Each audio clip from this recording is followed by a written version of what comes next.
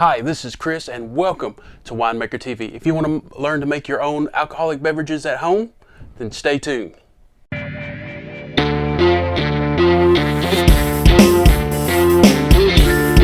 This is a hop cider I made about a month and a half ago, probably pushing 2 months ago. It is hopped with Citra hops and it is sparkling, if you can see that, and it tastes fantastic. This is my favorite beverage to drink. But today we're making a blueberry mead, also known as a Melomel. A mead is a weird thing. You add something to it, it changes its name. The basic mead is water, honey, yeast. But we're going to add a fruit to it, blueberries. So let's go over what you need. Okay, let's go over what you need to make a blueberry mead today. Of course, you're going to have your primary fermentation bucket. I have just a 3-gallon bucket, food grade, and I marked them. We'll be making a gallon today, so I marked each gallon on there. If you want to know how I got this, there'll be a card coming down. 3 pounds of honey, clover honey, and it's sitting in warm water to loosen it up. So have 1 pound of frozen blueberries, 1 package of Red Star Premier Cuvee, of a 1 gallon of spring water, and to heat it up, I'm going to be using a electric kettle, but you can use a pot. I know some people who use a coffee maker, so you need something to get your water hot, so so the honey will melt. So let's get started. Okay, I got my water heating up in my kettle right off camera. So if you start hearing, that's it warming up. So first thing we want to do is, these were frozen, they're thawed out now, so I want to squish them up just a little bit so we get them macerated, so we get some of that flavor in there. So we'll just squish them up just a little bit and add them to our primary bucket.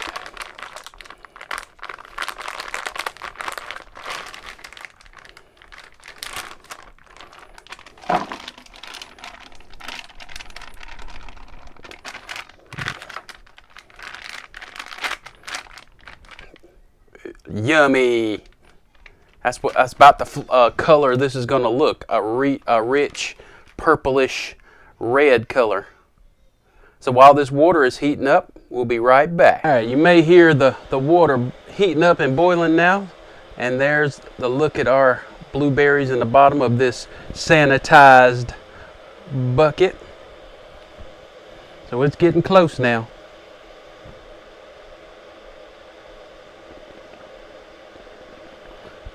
I guess while that's going, we can go ahead and add our honey. You can add anywhere between 2.5 to 3 pounds of honey to this. So I'm going to go ahead and add the whole 3 pounds. Might be a little sweeter than I like it and a little stronger, but it's a lot easier than trying to measure out a half a pound. And you can see how easy that pours into here.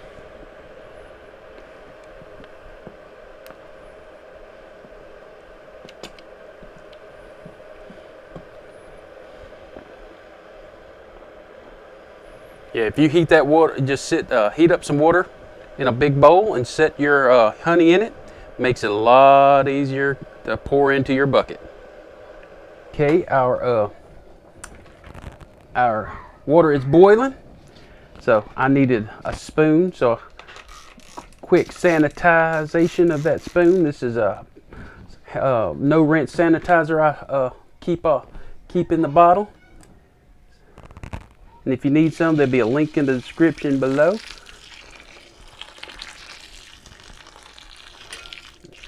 And save a little bit of that hot water to pour into your,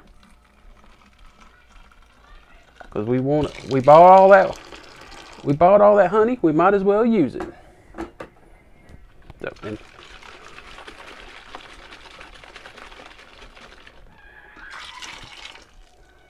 woo!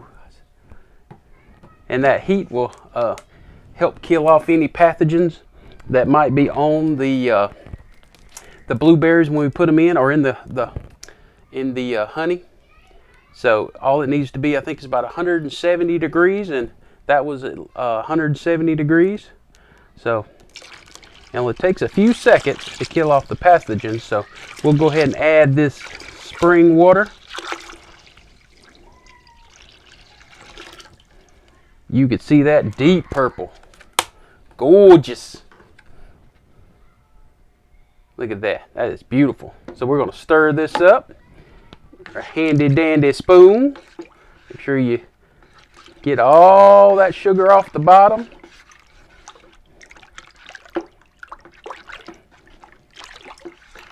I'm going to continue stirring this up, and we'll be right back. Okay, we've let this cool down to room temperature. We're going to take a original gravity reading, give it a spin.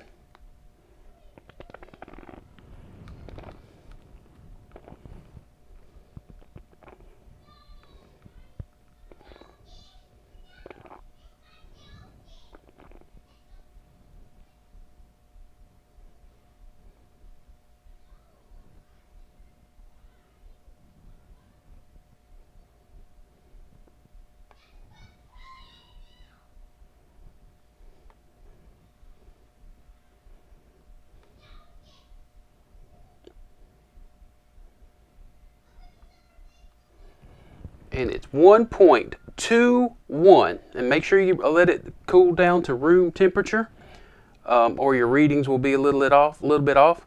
And we're going to pitch our yeast in a minute.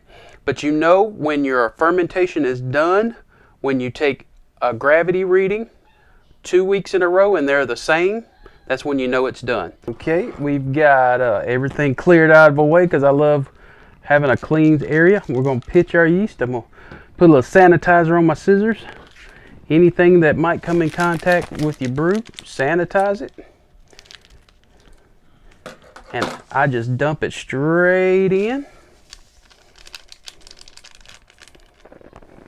And I just do the whole pack. You can do a third of the pack, but it's $1 and something. So I just pitch the whole pack. And we got our bottling top. Sanitize it. Put the top on it.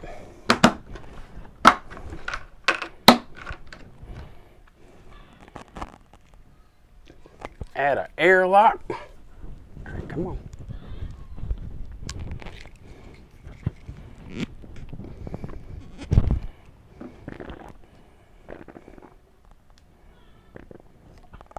And that's it. And that's how I make my blueberry mead. Fermentation will start in a day or two, and it should last about 7 to 10 days. But to be sure, take 2 consecutive weeks of gravity readings that are the same. So, 1.01, next week is 1.01. You know they're the same. You know fermentation's finished. So then we're going to start moving it to a secondary. Then wait another maybe a week when it starts clearing. We'll bottle it up, let it sit and mellow out for a few months, maybe a month, maybe 2. We'll have a live tasting. So if you like try other meads, there'll be a playlist at the end of this video where you can try other meads that I have made. And while I'm going to try this hopped cider, and there'll be links in the description below for Amazon affiliate links if you want to help support my channel. And if you need any of the equipment that I've used today, and it'll go to help me buy ingredients and equipment. So this is Chris with Winemaker TV, and that's all there is today.